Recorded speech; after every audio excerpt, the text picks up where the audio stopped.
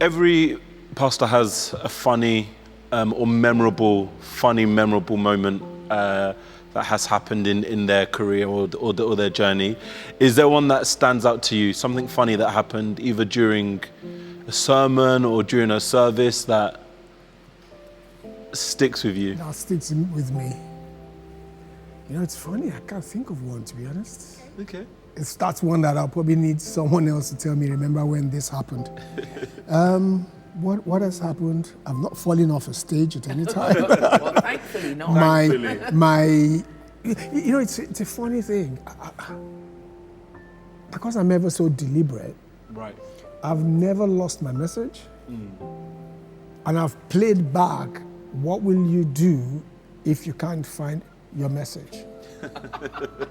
I've played that back. What would you do, Pastor? Go to my phone. Because the message is in the cloud. Yeah.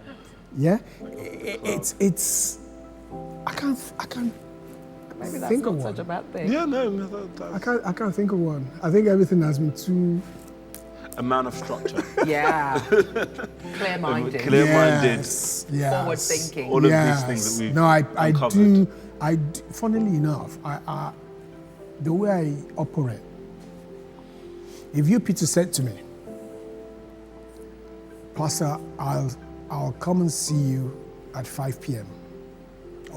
I've used an example. Inside joke. That's not a deed. Trust me, it's not. But there you go. That's how my head works. Yeah. I'll say to myself, okay, it's 4:30 now. If Peter says he's coming at 5, will he come at 5 or will he come at 5:15? What can I do with the next 30 minutes? And if I say to myself, Peter will come at 5, then I will stop what I'm doing at 5 minutes to 5 and I'll wait for Peter. If I say to myself that Peter he might be stuck in traffic, he may not get on to 5:30, then I'll keep doing what I'm doing to 5:25. Yeah. And when Peter gets here at 5:30, for me it's 5 o'clock. Yeah. Do you see? That's a good way of thinking. Yeah, Absolutely. Yeah. People say, I say I'm borderline OCD. My wife says I can remove the borderline. Straight up OCD. There's a funny saying, if I tell you I'm 5 minutes away and you believe me, that's on you. That's on you. Well, there you go then. Right, okay, moving on. What's the one question you're tired of hearing? And what would you like to say about it so you never have to answer it again? That people have asked me? Yes. None. None. Okay. None. Interesting. Okay. No. There's no question that I'm like, oh, here we go again. Okay. No. No? Okay.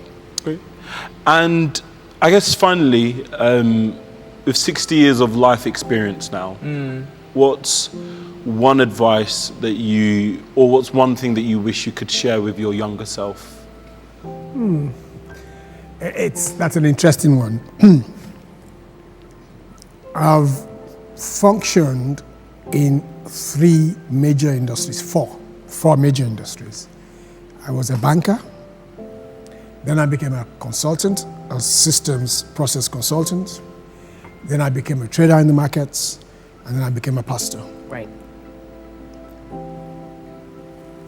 My story is the combination of all those things.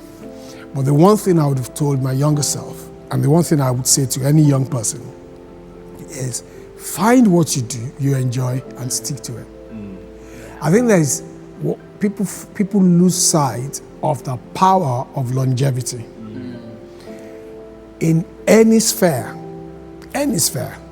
even in being a comedian, if you remain a comedian for 20 years, you go through cycles of that industry, you're bound to be successful at it. Because even if there were rough times, the cycles will change. But when you chop and change, when you keep going from one to the next, you reset the clock every time. So I would say to my younger self, stick with, I have friends who stayed in banking until they retired. I didn't. That would be it. And that would be my counsel to anyone as well. Stay with something, whatever it is, stay with it. Even if it's not fully together at this point, longevity will even it out. And the same with marriage. Stay with your wife.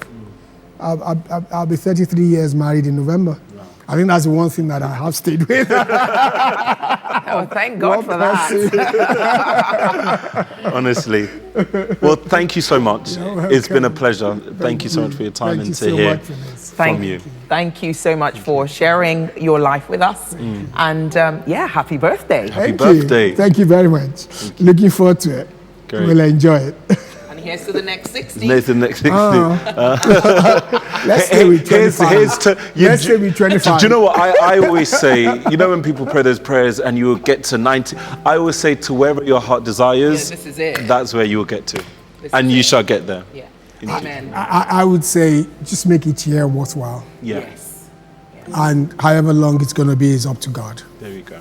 He'll do it. We'll do it. On that note, thank you very Thank you much, so much. PYO, for your time. Thank you so much. Thank you for this.